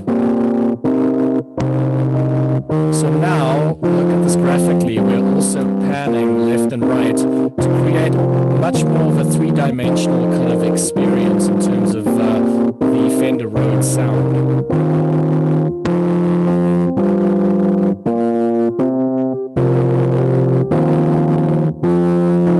You know, so the auto pan's a very cool effect. Let's have a look at some others. Let's try the beat repeat.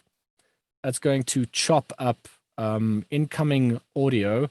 So this is obviously MIDI, and then it goes into the old school Rhodes that creates audio, and then we start running audio effects after the signal chain to interact with it with various audio effects. Okay, so you can see how it chops up.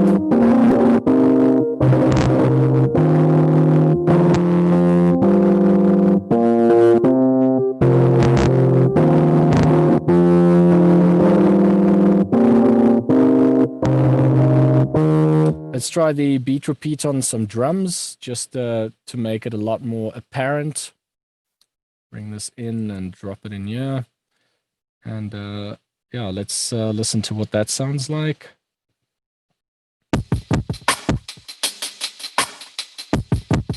So you can hear that it kind of repeats these notes. Set a gate value.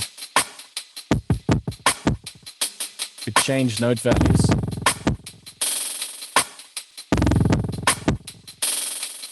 Got a filter built into the beat repeat.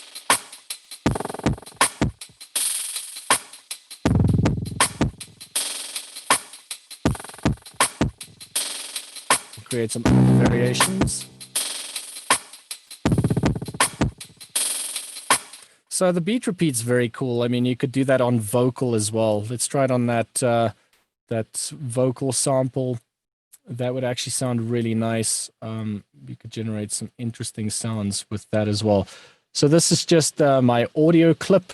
You can see there are no audio effects in here. And remember, we can move between our clip view by double-clicking on a clip to see the audio, or we can double-click on the channel above it, the actual track, to actually see your device effects. So whether they're audio effects or MIDI effects, depending on what your channel is. You could also flick between them at the bottom of your screen. Another hotkey that you guys could check out is Shift Tab, and you can move between your device view and your clip view. Let's paste this beat repeat in this vocal. Let's check it out. Let's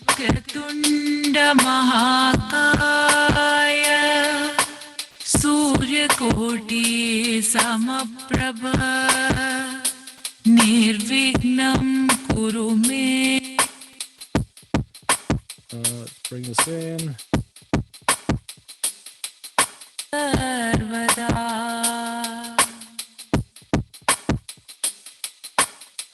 For some reason, we're not generating anything.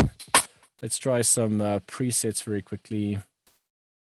Let's try that.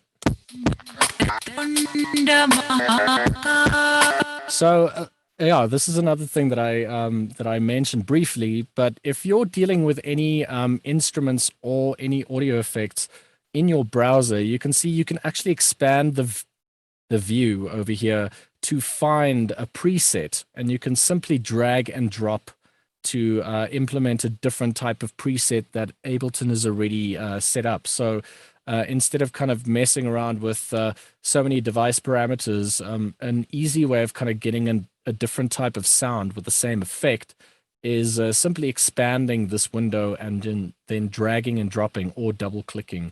But I tend to drag and drop because you don't want to implement more than one instance of the same effect.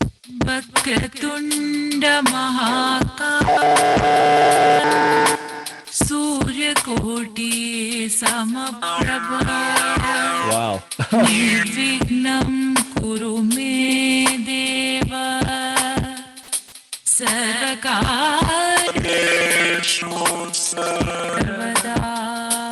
So you can generate so much with the same audio just by using various effects and various presets.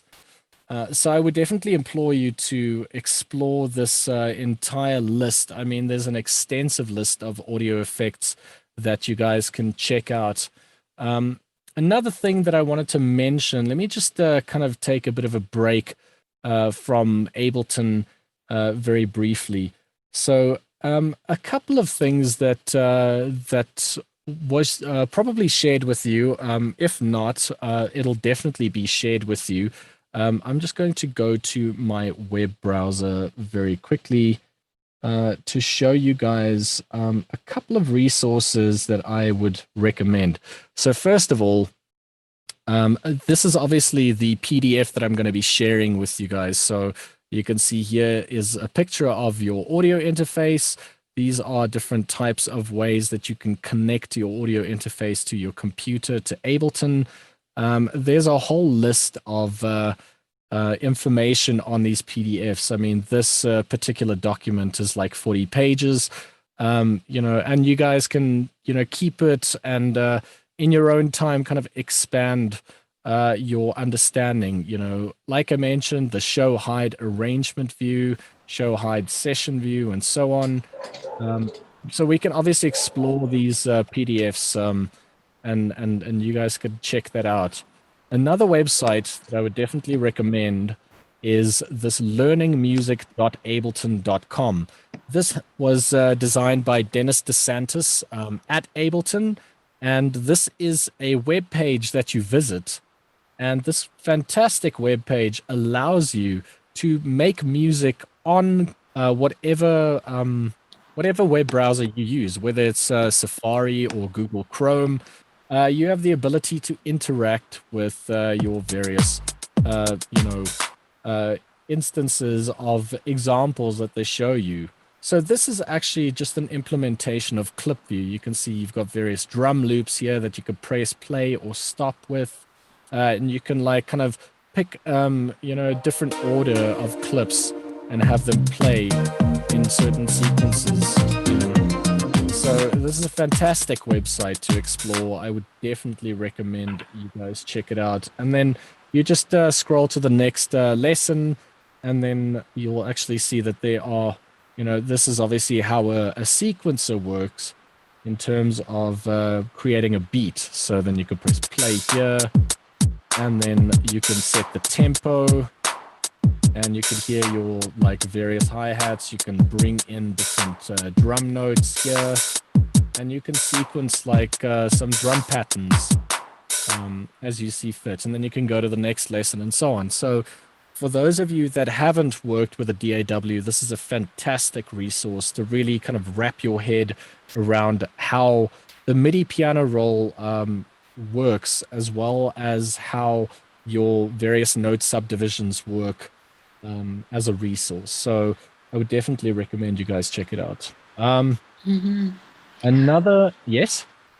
No, sorry. I was just going to add that David has shared the links to these resources in the chat here. Fantastic. Yes. Thanks, David. Because we're about to close up. Okay, all good. Session. All good. Yeah. A couple of other resources. The Santuri website. You guys obviously are aware of the Santuri website. Some of the when I was working with Santuri in 2015, it was such an honor for me to interact with some phenomenal musicians and build instruments. These instruments are available from this link over here, from the Santuri website, which links to my website, and you guys could download these instruments for Ableton for free. So, and these are instruments that were recorded. Every single element of these instruments were recorded by me working with Santuri. So that was such an amazing experience. And there's a little bit of a kind of info bit here on my website that kind of just explains the experience with a couple of pictures, and it's just really cool. And you guys can obviously demo the various instruments over here if you want to use that in your music production. That's the cool thing about instruments that are sampled as well, is the concept of creating your own melodies, but you're using real instruments, and you don't have to own those instruments. You could just either write in MIDI or play it on a MIDI keyboard and then resequence and work with it. So we'll definitely say, if you guys want, check out the instruments that I've built. So that basically wraps up the resources. Obviously, you guys could check out the Ableton website itself. There's some fantastic packs that you can download. You can read up more on Ableton Push if that's something that you're interested in. So this is obviously the push controller that allows you to control Ableton completely without having to use your mouse to interact with the DAW. You can literally plug it in and put your laptop aside and make your entire tracks from scratch using push. So that's also a fantastic device. But yeah, the Ableton website, generally speaking, is really inspirational as well. The community is really amazing. would definitely implore you to reach out to various people of the Ableton community, because everyone is so open to sharing ideas and sharing how they make music. Because we're all individuals, we all have various ways of approaching our creativity. And the one thing that I could definitely say about Ableton is the fact that it completely expands so many possibilities of approaching it. If you wanted to approach Ableton as a standard DAW within a timeline, you could do that. If you wanted to approach it as a looping kind of platform, you could do that. So I would definitely say, if there's one thing that you can take away from this particular lecture, because I obviously threw a lot at you guys in a very short span of time, is the fact that you need to sit down and just explore. Just explore a little bit. Bring in some audio clips, press play on them. I'm obviously sharing the project with you as well. But just explore. Spend a little bit of time scratching around with various effects, various loops and beats, working with MIDI, working with audio. But as long as you're open to explore and open to just interact with the community. So I think this is a good time to say thank you so much to everyone that was here to join me for this. And I'm going to say thank you. Any questions? Thank you so much, Emile. That was very in-depth, very interesting introduction to the software. Like, I'm sure everyone is super eager to just get their hands onto it and just like mess around with it. So if anyone comes up with any questions they need to ask you, is there a way they can reach you after this? And Absolutely. That would be fantastic. I mean, I'm always up to either answer people's questions or collaborate or any other, avenues of exploring any kind of musical endeavor. I'm always open. So I can share my email address with you. My email address is info@emilehoogenhout.com. So I can just type this in. Info at. There we go. So you guys obviously check that out. But also directly linked to the Santuri website, you guys can find me. So if you guys want to check out the Santuri Safari website, then you'll be able to track me down there as well. Or you guys can reach me on Facebook as well. My alias is behr, BEHR. But I'm always keen to hear other people's productions. Like I mentioned, I work with the Ableton user group in Johannesburg, and I'm always interested in kind of creating this platform to cross-pollinate in terms of people's musical ideas. So if anybody has got any beats that they want to share or any ideas that they want to share, please do get in touch with me. Great. Thank you again. And thank you all of you guys for tuning in and following through the whole session. And I'd like to also say another thank you to David Tilling sitting here for putting all of this together with Music in Africa and support from Ableton. Thank you guys so much. I hope these will be more frequent and we can have you, Emile, back again, and we can even hopefully these participants will join in on the masterclasses and just continue with their music journey. But this was amazing. Thank you so much.